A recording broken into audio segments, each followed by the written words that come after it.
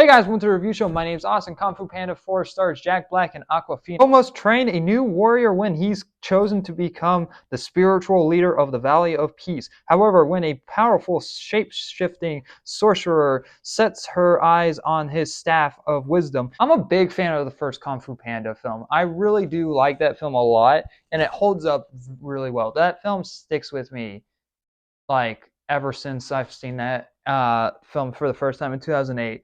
It was like top animation films of that year. Like DreamWorks makes a lot of good films, especially lately with their previous film with Puss in Boots, The Last Wish, I believe it's what's called.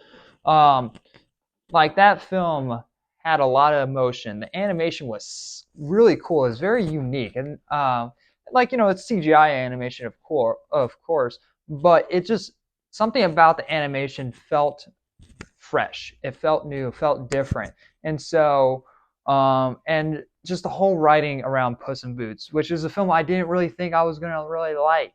Um, because I was like, oh, another Puss in Boots film? Okay, sure, why not? I mean, I like the Shrek universe, and I came out really liking it. And so when they announced Kung Fu Panda 4, this 100% felt like a cash grab, and it 100% was.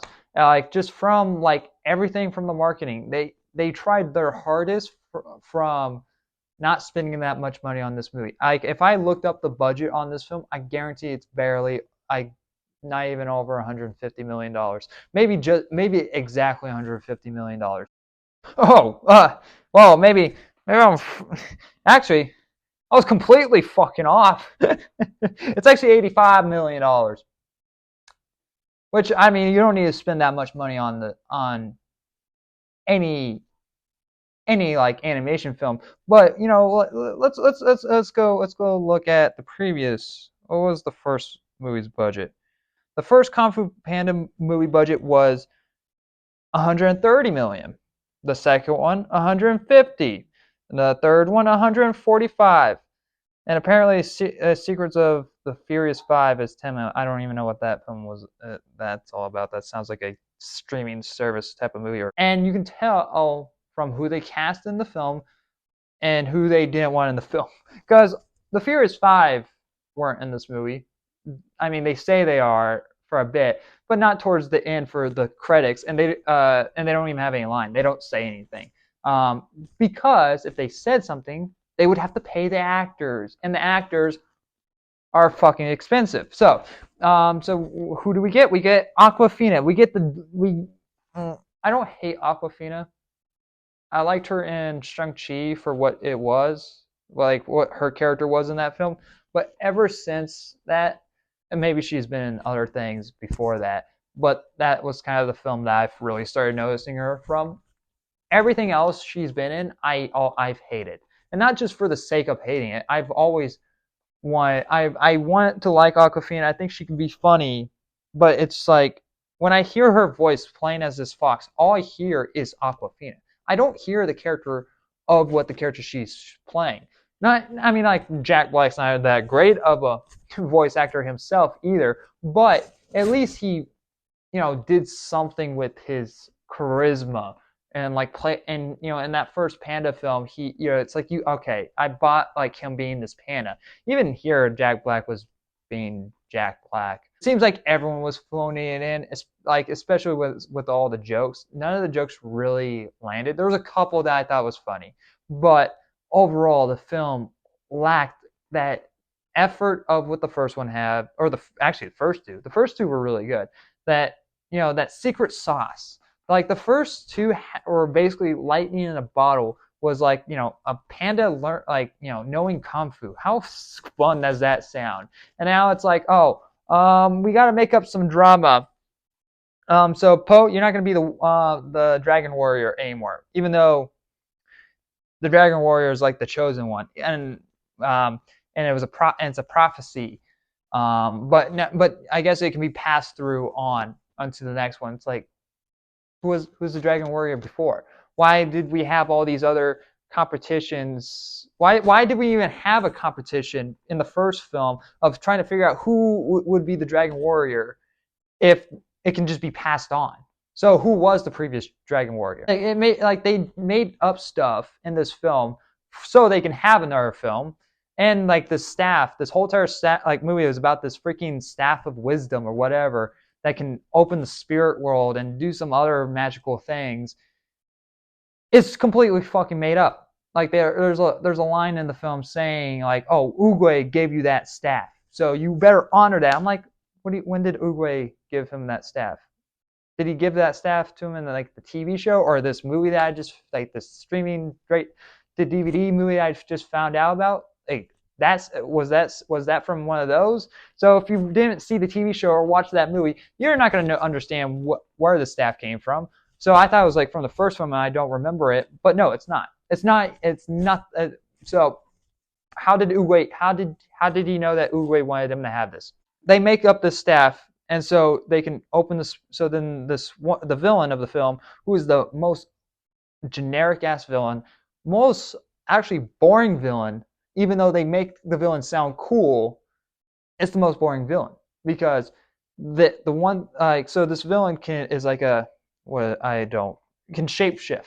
I forget the actual name of the of the animal, of the lizard, of the creature. And so this villain can shapeshift into anything to anyone as she wants. So that's all she can do. She doesn't. She's actually not really even that threatening. Even though they make us, they literally have characters tell us like, oh, you cannot mess with her. She's evil. Like she's the most terrifying thing that you have ever seen. Even though she doesn't know how to fight, and she needs the staff to open the spirit world and steal and use sorcery on these dead previous villains from the Kung Fu Panda films, so she can have of their skills, of their knowledge of Kung Fu.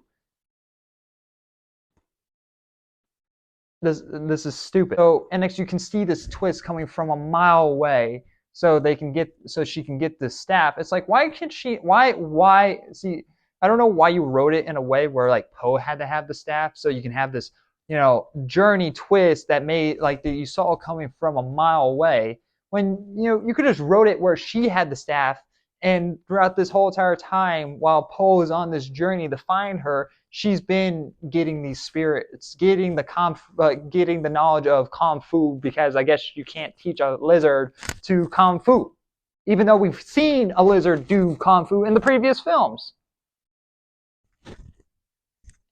It doesn't make any fucking sense. It makes zero sense. The writing's not the greatest. Like it's fine a film, I guess. It would do the job. Kids were laughing throughout the film,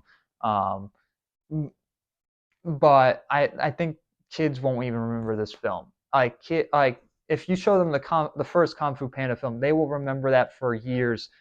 But this one, I guarantee they will just forget. So it's a good film to have as like a time passer, but it's not going to do that much, and it's just unfortunate because like it's clearly you can see in the writing, you can see in the marketing, you see in the performance that this is nothing but a cash grab, and especially when they try to shove like Tai Lung in everyone's faces in the marketing, like, hey, Tai Lung is back. He's not really. He's in it for maybe 5 minutes, and that's pretty much it.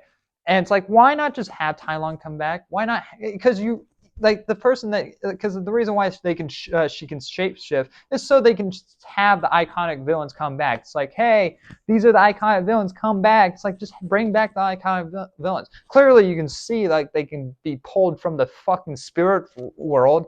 Like, so why not just have a villain do that and like create an army out of them? Like, I don't. NX Poe has to put them back in the spirit world. Boom, there's your film. Like the way that the movie ends, I don't fucking buy.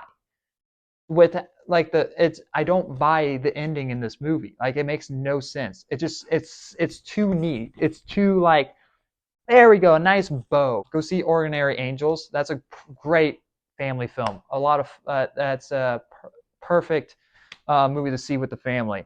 But besides that, yeah, don't go see Kung Fu Panda 4. If you want to watch a Kung Fu Panda movie, just show the first one. Give Kung Fu Panda 4 a C-. There's a couple of jokes in the film that made me laugh. It's cool to see Jack Black as Poe again, and yeah, the animation is great from DreamWorks. Their new animation that they're doing is really good, and those are the stuff that does hold up the film. But the actual story, the villain, the obvious plot twist coming through, you can see coming from a mile away. Some of the repetitive jokes. This movie is, you're not gonna remember this in like after a day. So yeah. Anyway, guys, thanks for watching. Like always, I'll see you guys in the next review. Bye, guys.